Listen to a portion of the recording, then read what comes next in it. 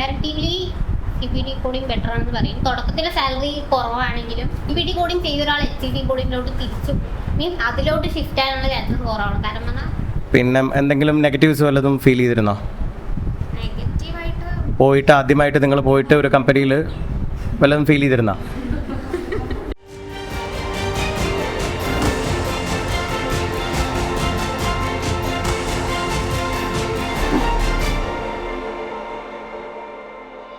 ഇത് നമ്മുടെ 2 experienced medical coders ആണ്. അപ്പോൾ ഇവരിപ്പോൾ കോഴ്സ് കഴിഞ്ഞ് എക്സാം എഴുതി ജോബിന് കയറി ഇപ്പോൾ 1 ഇയർ കഴിഞ്ഞു. ലോജിക്സ് കോയമ്പത്തൂരാണ് ഇവർ വർക്ക് ചെയ്യുന്നത്. അപ്പോൾ ഈ കുട്ടികൾ ഇവരടുത്തുള്ള ഡൗട്ടും കാര്യങ്ങളൊക്കെ ഞങ്ങൾ ക്ലിയർ ചെയ്തുകൊണ്ടിരിക്കുകയായിരുന്നു. വർക്കിങ്ങിന് എങ്ങനെയാണ് എന്നുള്ള കാര്യങ്ങൾ. അപ്പോൾ നിങ്ങൾക്കും ചോദിക്കാം, ഡൗട്ട് കാര്യങ്ങൾ ഉണ്ടെങ്കിൽ അവർ പറഞ്ഞു തരും. ആദ്യമായിട്ട് ജോബിന് കയറിയിട്ട് ആ ഒരു ഫയൽ കംപ്ലീറ്റ് ചെയ്യാൻ എടുത്തിരുന്ന ടൈമും ഇപ്പം എടുക്കുന്ന ടൈമും തമ്മിൽ എങ്ങനെയാണ് വ്യത്യാസം? ആദ്യം നമ്മളിങ്ങനെ എന്താ പറയുക, ഇതൊരു എക്സാം പോലെ നമ്മളിങ്ങനെ ലൈൻ വായിച്ച് അത് കുറേ പേജസ് സ്കിപ്പ് ചെയ്യാനുള്ള പേജസ് നമുക്കത് അറിയില്ല. എല്ലാ പേജും ഇരുന്ന് വായിക്കണം, എന്തെങ്കിലും മിസ്സാകുമോ എന്നുള്ള പേടി, എത്ര എറർ ഉണ്ടാകും എന്നുള്ള ടെൻഷൻ തുടക്കത്തിൽ. ഇപ്പോൾ പരമാവധി ഒരു 10 ചാർട്ട് 1 മണിക്കൂറിൽ ചെയ്താൽ ചെയ്യും. അപ്പോൾ ഇപ്പോൾ 1 മണിക്കൂറിൽ 20 ചാർട്ട്സ് നല്ല ചാർട്ട്സ്. ഇപ്പോൾ നല്ലോണം ഡിഫിക്കൽട്ടായ ചാർട്ട്സ് അല്ല, നോർമൽ ചാർട്ട്സ് ആണെങ്കിൽ 1 മണിക്കൂർ 20 എന്നിട്ട് കോഴ്സിന് ചേർന്ന് PG കഴിഞ്ഞിട്ടല്ലേ? സുൽഫിയെ ഞാൻ ഡിഗ്രി ഏപ്രിൽ മെയ്യിലാണ് കഴിഞ്ഞത്. ഏപ്രിൽ 9 കഴിഞ്ഞത്. ഒരു 2 വീക്സ് ഒക്കെ റെസ്റ്റ് ആയിരുന്നു. അത് കഴിഞ്ഞത് മെയ് ലാസ്റ്റ് തന്നെ കഴിഞ്ഞു. അല്ലാതെ അതിന്റെ ഇടയിൽ വേറെ ചെയ്തിട്ടുണ്ട്. അപ്പോൾ പെട്ടെന്ന് തന്നെ ജോബ് കിട്ടിയിട്ടുണ്ട് 3 മാസം കഴിഞ്ഞപ്പോൾ. ഞാൻ ജോബിന് ഒരു 2 months ഒക്കെ പോയിട്ടുണ്ടായിരുന്നു. വേറെ ജോബിന് പോയിട്ടുണ്ടായിരുന്നു. എന്തിനായിരുന്നു? ഞാൻ ഒരു ആപ്ലിക്കേഷൻ, ടീച്ചിങ് ആപ്ലിക്കേഷനിൽ പേപ്പർ വർക്കായിട്ട് ബന്ധപ്പെട്ട് കോവിഡിന്റെ ടൈമിലാ? കോവിഡ് കഴിഞ്ഞിട്ട് 2 months പോയി. അപ്പൊ അതൊന്നും സെറ്റ് ആവുന്നില്ല എന്ന് കണ്ടപ്പോഴാണ് പിന്നെ ഈ അബ്രോഡ് പോകണം എന്നുള്ളത്. ടീച്ചിങ്ങിന് പോകാൻ പറ്റും, പക്ഷെ നമുക്ക് ഒരുപാട് ടൈം വേണം, ഒരു 4 വർഷം എടുക്കും. അപ്പൊ നമുക്ക് പറ്റില്ല എന്ന് കണ്ടപ്പോഴാണ് അറിഞ്ഞത്. അല്ല, ടീച്ചിങ് ആണോ ഇഷ്ടം? അപ്പൊ അങ്ങനെയാണെങ്കിൽ ഇനിയിപ്പോ നിനക്ക് ഈ ഒരു 2 year കഴിഞ്ഞാൽ മെഡിക്കൽ കോഡ് വേണം. മെഡിക്കൽ കോഡിങ്ങിന്റെ ട്രെയിനിങ് തന്നെ ചെയ്യാമല്ലോ. അപ്പൊ അതിന്റെ ഒരു എക്സ്പീരിയൻസ് നമ്മളിപ്പോ ടീച്ചറിന്റെ അടുക്കുമ്പോഴാണെങ്കിലും മെഡിക്കൽ കോഡിങ് കഴിഞ്ഞൊരു ടീച്ചറിനെ കിട്ടുകയാണെങ്കിൽ അത് നമുക്ക് നല്ലതാണ്. നിങ്ങൾക്ക് അതിന്റെ അനുഭവങ്ങൾ അവർക്ക് പറഞ്ഞു കൊടുക്കാം. മിക്കവാറും നമ്മൾ ട്രെയിനിങ്ങിന് അധികം അങ്ങനെ വരാറില്ല. കാരണം മെഡിക്കൽ കോഡേഴ്സ് ആയിട്ടുള്ളവർ ടീച്ചിങ്ങിന് താല്പര്യം ഇല്ലാത്ത ആൾക്കാരായിരിക്കും. അവർ അങ്ങനെ തന്നെ ആ ഒരു പ്രൊഫഷനിൽ അങ്ങനെ പോവാറാണ്. അപ്പോൾ നിനക്ക് അങ്ങനെയും ഓപ്പർച്യൂണിറ്റീസ് ഉണ്ട്. അത് പഠിപ്പിക്കുന്ന ആൾക്കാരൊക്കെ നല്ല ഡിമാൻഡ് ഉണ്ട്. അപ്പോൾ നമ്മളിപ്പോൾ ഇവിടെ ഉള്ളൊരു മെയിൻ പ്രോബ്ലം എന്താ വെച്ചാൽ കുട്ടികൾ വലിയ സാലറി എക്സ്പെക്ട് ചെയ്തിട്ടാണ് ഇത് പഠിക്കുന്നത്. ആ സമയത്ത് നിങ്ങളിപ്പോൾ കോഴ്സ് കഴിഞ്ഞു പെട്ടെന്ന് തന്നെ ഈ ഒരു ജോബ് കിട്ടിയിട്ട് അത് കാരണം നിങ്ങൾക്ക് ഇപ്പോൾ 1 year എക്സ്പീരിയൻസ് ആണ്. അപ്പോൾ ഇനി നിങ്ങൾക്കുള്ള ബെനിഫിറ്റ്സ് അവർ കയറിയതുകൊണ്ട് നിങ്ങൾക്കുണ്ടായ മെച്ചങ്ങളൊന്നും പറയും. ഞങ്ങൾ പഠിച്ചു കഴിഞ്ഞാൽ അന്നൊരു ജോലിയായിരുന്നു അത്യാവശ്യം. നമുക്ക് സാലറി ആയിരുന്നില്ല. എങ്ങനെയെങ്കിലും നമുക്കൊന്നൊരു കമ്പനിയിൽ കയറി പറ്റണം. പിന്നെ ഇവിടെ മെഡിക്കൽ കോഡിങ്ങിൽ അബ്രോഡൊക്കെ നമുക്ക് പോകാനുള്ള ഓപ്പർച്യൂണിറ്റി ഉണ്ട്. അപ്പം അത് നമ്മൾ നോക്കുമ്പോൾ നമുക്ക് സാലറി അതൊന്നും ഞാൻ നോക്കിയില്ല. നമ്മൾ യൂഷ്വലി ഉള്ള ക്ലയൻസിന്റെ തന്നെ എന്താണ് ട്രെയിനിങ്ങിന് വേണ്ടി കുറച്ച് ചാർജുകൾ മാറ്റി വെച്ചിട്ടുണ്ട്. അത് ഞങ്ങൾ കൊണ്ട് ചെയ്യിക്കും. എന്നിട്ട് അത് ഓഡിറ്റ് ചെയ്ത് ക്വാളിറ്റി വരുന്നു എന്ന് കണ്ടിട്ടേ നമ്മളെ ലൈനിലോട്ട് മാറും. അപ്പോൾ മോക്ക് ട്രെയിനിങ് ആണ് തന്നിട്ടുണ്ടായിരുന്നത്. അപ്പോൾ അതായത് ഇത് തന്നെ അസുഖങ്ങൾ കോഡ് ചെയ്യാനും കാര്യങ്ങളും പിന്നെ ഇൻഷുറൻസ് അതിൻ്റെ കാര്യങ്ങളെ കുറിച്ചൊക്കെ കൂടുതലായിട്ട് ഡിപ്പാർട്ട്മെൻറ്റിൽ കോഡിങ് മാത്രം. ഡോക്ടർ ചെയ്ത ചാർട്ട്സ് ഉണ്ടാവും. അത് എത്ര മന്ത്സ് ഉണ്ടായിരുന്നു? അത് ഓരോ ആൾക്കാർക്കും വ്യത്യാസമുണ്ട്. ഓരോ കമ്പനി അതിൻ്റെതായിട്ട് അത് നിങ്ങൾക്ക് അതായത് കമ്പനിയിലേക്ക് നിങ്ങളെ അക്കോമഡേറ്റ് ചെയ്ത സമയത്ത് തന്നെ നിങ്ങളോട് പറഞ്ഞിട്ടുണ്ടായിരുന്നോ? അതായത് എത്ര മന്ത് ട്രെയിനിങ് പീരീഡ് ഉണ്ടായിരുന്നു എന്നാ പറഞ്ഞേ? അവര് പ്രൊബേഷൻ 6 months ആയിരുന്നു. ഞങ്ങൾ അതിലും കൂടുതൽ എടുത്തിട്ടുണ്ട്. കാരണം അവർക്ക് വേണ്ടത് 95% ക്വാളിറ്റിയും പ്രൊഡക്ഷനും ആണ്. അപ്പൊ അത് നമ്മള് ആ ക്രൈറ്റീരിയ 95% 3 തവണ 5 തവണ അങ്ങനെ ക്രൈറ്റീരിയകൾ വെച്ചിട്ടുണ്ട്. അത് കംപ്ലീറ്റ് ചെയ്തതിന് ശേഷം അവർ നമ്മളെ പ്രൊഡക്ഷനിലേക്ക് എടുക്കും. ഓക്കെ. അപ്പോൾ ഈ പ്രൊബേഷണറി പീരീഡ് നമ്മൾ എങ്ങനെ പെയ്ഡ് ആണോ അതോ സ്റ്റൈപ്പൻഡ് പോലെ എന്തെങ്കിലും? അതായത് നോർമൽ സാലറി തന്നെ നമുക്ക് കിട്ടും? ഓക്കെ. ഫസ്റ്റ് നമുക്ക് തരുന്ന എൻഹാൻസ് സാലറി തന്നെയായിരുന്നു ആ ത്രൂ ഔട്ട് പ്രൊബേഷൻ പീരീഡ്. അപ്പോൾ ഇൻ്റർവ്യൂ കഴിഞ്ഞോടെ നിങ്ങൾക്ക് പാക്കേജസിനെ കുറിച്ചൊക്കെ അവർ എക്സ്പ്ലെയിൻ ചെയ്ത് തന്നിട്ടുണ്ടായിരുന്നു. അപ്പോൾ ആ കറക്റ്റ് പാക്കേജ് തന്നെയായിരുന്നു നിങ്ങൾ പോയപ്പോൾ അവിടെ? അതായത് പിന്നെ എന്തെങ്കിലും നെഗറ്റീവ്സ് വല്ലതും ഫീൽ ചെയ്തിരുന്നോ? പോയിട്ട് ആദ്യമായിട്ട് നിങ്ങൾ പോയിട്ട് ഒരു കമ്പനിയിൽ വല്ലതും ഫീൽ ചെയ്തിരുന്ന? ഉള്ളത് ഓപ്പണായിട്ട് പറഞ്ഞോളൂ. ആദ്യം അപ്പോൾ ഫസ്റ്റ് മന്ത് തൊട്ട് തന്നെ നിങ്ങൾക്ക് സാലറി കറക്റ്റായിട്ട് ക്രെഡിറ്റ് ആവുന്നുണ്ടായിരുന്നു പറഞ്ഞ പാക്കേജ്? പറഞ്ഞ പാക്കേജ് നമുക്ക് മന്ത് ഫസ്റ്റിൽ തന്നെ തരും. ഇതിപ്പോൾ നിങ്ങൾ കയറിയ കമ്പനി ഏതായിരുന്നു? ലോജിക്സ്. കോയമ്പത്തൂർ. ഓ, ശരവണ ബിൽഡിംഗ്. ബാക്കി ഒപ്പം കൊളീഗ്സൊക്കെ എങ്ങനെയുണ്ടായിരുന്നു? അതായത് നിങ്ങൾക്ക് പരിചയമുള്ളവർ തന്നെയായിരുന്നോ അതോ? ഞാനും സുൽഫിയും ഇവിടെ ഒരുമിച്ച് പഠിച്ച് CPSC ഒക്കെ എഴുതി ഞങ്ങൾ കാർഡിയൻസ് ആണ് കയറിയത്. അല്ലാണ്ട് തന്നെ കാർഡിയയില് പല സ്ഥലത്തിലുള്ള ബ്രാഞ്ചസിൽ കൂടെ ഒറ്റ ബാച്ചായിട്ടാണ് പോയത്. കാർഡിയ ബാച്ചായിട്ട് പ്രൊവൈഡ് ചെയ്തിട്ടുണ്ട്. കോൺടാക്ട് ചെയ്ത് ഞങ്ങൾ ഒരുമിച്ച് പിന്നെ അക്കോമഡേഷൻ ഒക്കെ ഞങ്ങൾക്ക് ഒരുമിച്ച്. ശരി. ഇവിടെ തന്നെയായിരുന്നോ ഇൻ്റർവ്യൂ ഒക്കെ? ഓൺലൈൻ ഇൻ്റർവ്യൂസ് ആയിരുന്നു. Okay, thank you. ഞങ്ങൾ CPT കൊടുക്കുമ്പോണ്ടല്ലോ ഏത് ICDക്കാണ് അത് ലിങ്ക് ചെയ്യാൻ പോകുന്നത് അത് നമ്മൾ ലിങ്ക് ചെയ്യണം. അപ്പൊ EKG നമ്മൾ കോഡ് ചെയ്യുന്നുണ്ട്. അപ്പൊ EKG കോഡ് ചെയ്യുമ്പോൾ അതിന് റിലേറ്റഡ് ചെസ്റ്റ് പെയിൻ ആണ് റിലേറ്റഡ്. അപ്പൊ ചെസ്റ്റ് പെയിൻ ഉണ്ടെങ്കിൽ നമുക്ക് ലിങ്ക് ചെയ്യാൻ പറ്റും. അതുപോലെ പിന്നെ ഹൈപ്പർ ടെൻഷൻ, അങ്ങനെയുള്ള കണ്ടീഷൻസ് ഉണ്ടെങ്കിൽ അത് ലിങ്ക് ചെയ്യാൻ പറ്റും. ഈ ഓരോ കമ്പനിക്കും ഇപ്പൊ ഗൈഡ് ലൈൻസിൽ ചേഞ്ച് ഉണ്ടാവും എന്ന് പറയല്ലോ. അങ്ങനെ നിങ്ങൾക്ക് അവിടെ ചേഞ്ച് ഉണ്ടായിരുന്നു അല്ലെ? നമ്മൾ പഠിപ്പിച്ചില്ലാതെ വേറെ ചേഞ്ചസ് ഉണ്ടായിരുന്നു? ലോജിക്സ് ഗൈഡ് ലൈൻസ് തന്നെ പറഞ്ഞിട്ടുണ്ടാവും ഓരോ കമ്പനിക്കും. ഓക്കെ. പിന്നെ ഞങ്ങൾക്ക് ഇങ്ങനെ വീക്ക്ലി അപ്ഡേറ്റ്സ് ഒക്കെ വരും. എന്നുവെച്ചാൽ ഇങ്ങനെ നമ്മളൊരു രീതിയിൽ കോഡ് ചെയ്തുകൊണ്ടിരിക്കുന്നുണ്ടാവും. അപ്പോഴാണ് ഒരു 1 വീക്ക് കഴിയുമ്പോഴേക്കും ചിലപ്പോൾ ഗൈഡ് ലൈൻസിൽ ഒരു ചേഞ്ച് വരും.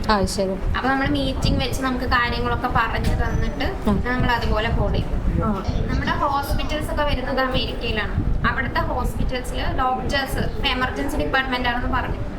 അപ്പൊ അവിടെ ഇങ്ങനെ വരുന്ന ഓരോ രോഗികൾക്ക് കൊടുക്കുന്ന ട്രീറ്റ്മെന്റ്, മെഡിസിൻസ് അതൊക്കെ ആ ചാർട്ടിലുണ്ടാവും. ഏത് കംപ്ലൈന്റിനാണ് വന്നിരിക്കുന്നത്, പേഷ്യന്റിന് എന്തൊക്കെ ഹിസ്റ്ററി ഓഫ് ഡിസീസസ് ഉണ്ട്. ഇപ്പം ഹൈപ്പർ ടെൻഷൻ ഉണ്ടാവും, ഹാർട്ട് ഡിസീസ് ഉണ്ടാവും, CKD ഉണ്ടാവും. അപ്പോൾ അതൊക്കെ ഉണ്ടാവും, ഡയറക്ടേഴ്സ് ഉണ്ടാവും. പിന്നെ ലാസ്റ്റ് എന്ത് ട്രീറ്റ്മെന്റാണ് കൊടുത്തത് അതൊക്കെ ഉണ്ടാവും. അപ്പോൾ ഇതൊക്കെ നമുക്ക് ഒരു റെക്കോർഡായിട്ട് സൂക്ഷിക്കണം. അപ്പോൾ നമ്മൾ ഈ ഡോക്യുമെന്റ് വായിച്ചിട്ട് നമ്മൾ കോഡ് ചെയ്യും. ഡിസീസിന് കോഡുണ്ട്, കൊടുത്ത CPT ട്രീറ്റ്മെന്റിന് കോഡുണ്ട്, ഡയഗ്നോസ്റ്റിക് പ്രൊസീജിയറിന് കോഡുണ്ട്. ഇപ്പം EDയിലാവുമ്പോൾ കുറച്ചേ ഉള്ളൂ, കുറച്ച് സെറ്റ് ഓഫ് കോഡുകളെ നമ്മൾ യൂസ് ചെയ്യുന്നുണ്ട്. അപ്പം അത് നമ്മൾ കോഡ് ചെയ്യുന്നു. ബാക്കിയുള്ള കുറച്ച് കാര്യങ്ങളുണ്ട്. ഹിസ്റ്ററി എടുത്തിട്ടുണ്ടോ എന്ന് വെച്ചാൽ രോഗിയുടെ ഒരു എക്സാമ്പിൾ പറയുകയാണ്. രോഗിക്ക് ഇന്ന് എന്തെങ്കിലും കണ്ടീഷൻസ് ഉണ്ടായിരുന്നു എന്നുള്ളത് ഫാമിലി മെമ്പേഴ്സിൻ്റെ അടുത്ത് നിന്ന് എടുത്തിട്ടുണ്ടോ, അങ്ങനെയുള്ള കുഞ്ഞു കാര്യങ്ങളുണ്ട്. അത് നമ്മൾ എന്താ പറയുക ക്ലിക്ക് ചെയ്യും. അത്രേ ഉള്ളൂ. ഈ ഒരു പ്രോസസ്സാണ് നമ്മൾ ആ ചാർട്ടിൽ ചെയ്യുന്നത്. നമ്മളൊരു ദിവസം എത്രയാ ടാർഗറ്റ് അതനുസരിച്ച് കംപ്ലീറ്റ് ചെയ്ത് കൊടുക്കും. മനസ്സിലായോ? അതായത് ഹെൽത്ത് ഇൻഷുറൻസിന്റെയും ഹോസ്പിറ്റലിന്റെയും ഇടയിലാണ് നമ്മൾ വർക്ക് ചെയ്യുന്നത്. അല്ലാതെ എമർജൻസി ഡിപ്പാർട്ട്മെന്റ് മാത്രമാണോ ICD? നമുക്ക് എല്ലാത്തിനും ആവശ്യമുണ്ടല്ലോ. ICDയിലെല്ലാം ഈ ഇതിൽ വരും. CPT കുറച്ചേ ഉള്ളൂ. അങ്ങനത്തെ ക്വസ്റ്റ്യൻസ് ചോദിച്ചിട്ടുണ്ടായിരുന്നു ഇന്റർവ്യൂവിന്. അവർക്ക് ആവശ്യമുള്ളത് മെയിനായിട്ട് CPT റിലേറ്റഡ് ആയിട്ടുള്ളത് നിങ്ങളോട് ചോദിച്ചിട്ടുണ്ടാവും. അതല്ല, നിങ്ങൾക്ക് 3 മാസത്തെ ഈ ഒരു ട്രെയിനിങ് തരില്ലേ? അപ്പൊ ആ സമയത്ത് നിങ്ങൾക്ക് EDന്റെ മാത്രം പറഞ്ഞിട്ടുണ്ടെങ്കിൽ EDയിൽ ആദ്യം ട്രെയിനിങ് കഴിഞ്ഞ അതിൽ എക്സ്പീരിയൻസ് ആയിരുന്നു. പിന്നെ ഇപ്പോൾ ടീമിൽ കുറെ പേരൊക്കെ ഇൻപേഷ്യന്റ് ചെയ്യുന്നവരുണ്ട്, സ്പെസിഫിക് ഓൾറെഡി എക്സ്പീരിയൻസ് ഉള്ളവരുണ്ട്. ഇനിയിപ്പോൾ EDയിൽ വർക്ക് ചെയ്തിരിക്കുന്നവരുടെ പ്രത്യേകിച്ച് ട്രെയിനിങ് കഴിഞ്ഞിട്ട് ക്രോസ് ട്രെയിൻ ആയിട്ട് അതും കൂടി ചെയ്യുന്നവരുണ്ട്. അങ്ങനെ അതിപ്പോ കമ്പനി തന്നെയാണോ പറയാ ഈ ഭാഗത്തേക്ക് മാറാൻ ഇൻപേഷ്യന്റിൽ ഇരിക്കണം എന്നുള്ളത്? അത് നമ്മുടെ ഡിസിഷൻ ആണ്. മെയിനായിട്ട് ED ആണ് തുടക്കത്തിലുള്ളവർക്ക് കൊടുക്കുന്നത്. അത് കഴിഞ്ഞിട്ട് പിന്നെ EDയിൽ കുറച്ച് എക്സ്പീരിയൻസ് ആയ ശേഷം ഫെസിലിറ്റി ട്രെയിനിങ് ഒക്കെ കൊടുക്കും. അവർ ചോയ്സ് തരും വേണോ വേണ്ട. ഇപ്പം ഞാൻ ഫെസിലിറ്റി ട്രെയിനിങ് കഴിഞ്ഞു. അപ്പോൾ അവരെ റിക്വയർമെന്റ് വരുമ്പോൾ എനിക്ക് ആ വർക്ക് തന്നു തുടങ്ങും. നമ്മുടെ ചോയ്സാണ്. പിന്നെ ഞാൻ എൻ്റെ ടീം ചേഞ്ച് ആയിട്ടുണ്ട്. അപ്പോൾ അവിടെ കൂടുതലായിട്ട് ഫെസിലിറ്റി ക്ലയൻസ് ആണ് ഹാൻഡിൽ ചെയ്യുന്നത്. അപ്പോൾ ഞാൻ ഫെസിലിറ്റി ചെയ്യേണ്ടി വരും. നിങ്ങൾക്ക് ഇപ്പോൾ വാക്കൻസി വന്ന സമയത്ത് തന്നെ നമ്മൾ കാർഡിയെന്ന് അറിയിച്ചിരുന്നത് എമർജൻസി ഡിപ്പാർട്ട്മെന്റിന്റെ ഉള്ളതാണെന്ന് പറഞ്ഞിട്ടുള്ളത്. അവിടെ എത്തിയിട്ടാണോ നിങ്ങൾ? ഞങ്ങൾക്ക് ഐഡിയ ഒന്നും അങ്ങനെ ഉണ്ടായിരുന്നില്ല. CPT കോഡിംഗ് പറഞ്ഞു. അവിടെ എത്തിയിട്ട് നിങ്ങളുടെ ഗ്രൂപ്പിലുള്ള കുട്ടികൾ തന്നെ വേറെ സ്പെഷ്യാലിറ്റിയിലുണ്ടോ? പെത്തോളജി അങ്ങനെ വേറെ ഉണ്ടോ? പേഷ്യന്റ് ഫെസിലിറ്റി മാത്രമേ ഉള്ളൂ. കമ്പാരിറ്റീവ്ലി CPT കോഡിംഗ് ബെറ്റർ ആണെന്ന് പറയും. തുടക്കത്തിലെ സാലറി കുറവാണെങ്കിലും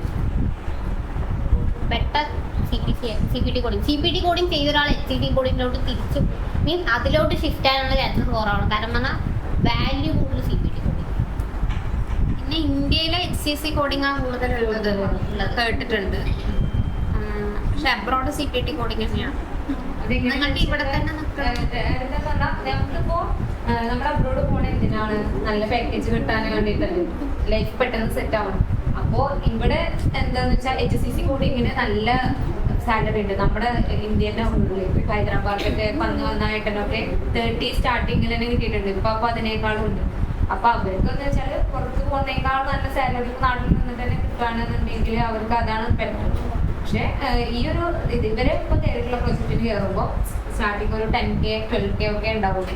അപ്പൊ അത് കാണുമ്പോൾ കുറെ പേര് ബാങ്ക് നിൽക്കും ഈ ഒരു പാക്കേജ് കാണുമ്പോൾ. പക്ഷെ ഇവരുടെ മെച്ചം എന്താ വെച്ചാൽ ആ ഒരു ഫോൺ പീരീഡ് കഴിഞ്ഞിട്ട് ഇവർ ഈ ഒരു കമ്പനിയിൽ കയറുമ്പോൾ ഇവർക്ക് നല്ല ഹൈറ്റിലാണ് അപ്പൊ സാലറി സ്റ്റാർട്ട് ചെയ്യുക. എക്സ്പീരിയൻസ് ഹോൾഡറായിട്ട് ഇവർ കയറുന്ന സമയത്ത് അപ്പൊ രണ്ടിനും അതിൻ്റെതായിട്ടുള്ള അഡ്വാൻറ്റേജ് ഉണ്ട്.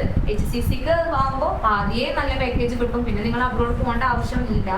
ഇതാകുമ്പോൾ നിങ്ങൾക്ക് അബ്രോഡൊക്കെ പോകുമ്പോൾ നല്ല മനസ്സിലാവും.